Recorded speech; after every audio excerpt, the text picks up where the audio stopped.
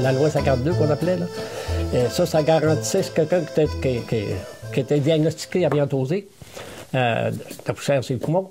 Ça lui donnait, à partir du moment où il y a un médecin qui disait amiantosé, on faisait signer un papier par respect pour la compagnie. En tout cas, toute une histoire, là, mais signer un papier comme de quoi qui quittait la compagnie, tu n'es plus capable de travailler dans ça.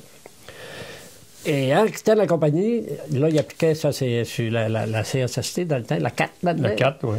Et il appliquait là-dessus, il avait le droit d'avoir 90 de son salaire jusqu'à son âge de retraite, 65 ans. Puis à partir de 65 ans, ça baissait de 25 par année jusqu'à 68 ans. Parce que 68 ans, il n'y avait plus rien. Donc, c'était une loi pour ces victimes-là. Là. Mais avant ça, quand tu allais passer dans un examen, qu'on disait que tu amiantosé, tu es amiantosé. Point. Là, 10 bon, il y avait un calcul, la CSST, puis il donnait 10 amiantosé, mais un montant forfaitaire, plus un petit montant, là, des fois, parce que à cause dépendamment du pourcentage que tu avais. Quand la loi 52 est arrivée, là, 90 de ton salaire chez vous payé pareil, là, les compagnies ont crié, d'autres, là.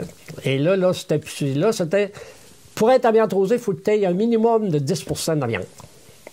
Mais avant ça, si tu n'avais pas de minimum, il n'y avait pas de maximum, il n'y avait rien. Tu avais de l'amiante, point final. De 0 à 0,01. Là. Puis ça, on s'est battu contre ça aussi. Puis il y a des médecins qui ont fait une bataille dans le temps aussi pour nous autres. Là. Et qui n'étaient pas dans la gang de Silicoff. Là. Et on disait, les médecins disaient, quand quelqu'un est amiantosé, il est amiantosé. Peu importe le pourcentage. Si tu as un exemple, toi, tu as 8 on dit, t'as 8 tu peux pas être compensé, tu n'as pensé. Mais ça, l'amiantose, c'est pas comme la silicose, ça progresse. C'est comme un écharpe d'acier qui rentre. On va rentrer là, on va sortir où? Puis l'amiantose, sur le poumon, c'est la même affaire. Ça évolue. Puis il va venir à un moment donné à 10 ou peut-être plus, mais quand tu vas être rendu là, il va peut-être être trop tard aussi, là, tu sais. Fait que il y a des médecins qui disent non, c'est pas ça. C'est amiantosé, t'es amiantosé, point final, tu sors pour te payer. Est-ce que la loi a été modifiée en fonction de ça? Oui. À ce moment-là ou plus tard? Oui, là. Ouais. Il y avait des médecins de la compagnie. Il y avait un docteur, là, de lui, ça me fait rien de le nommer, c'était le docteur Cartier. Lui, là, tu allais là, tu étais toujours correct, tu étais toujours A1, tous 3 ans de travailler.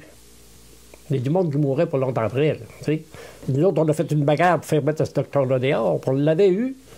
Et c'est le docteur Lambert qui avait pris sa place. Puis Lambert, lui, quand il passait un examen, il disait au gars, il n'y avait pas de la machinerie comme il y avait dans les hôpitaux, là, cette petite clinique-là. Là.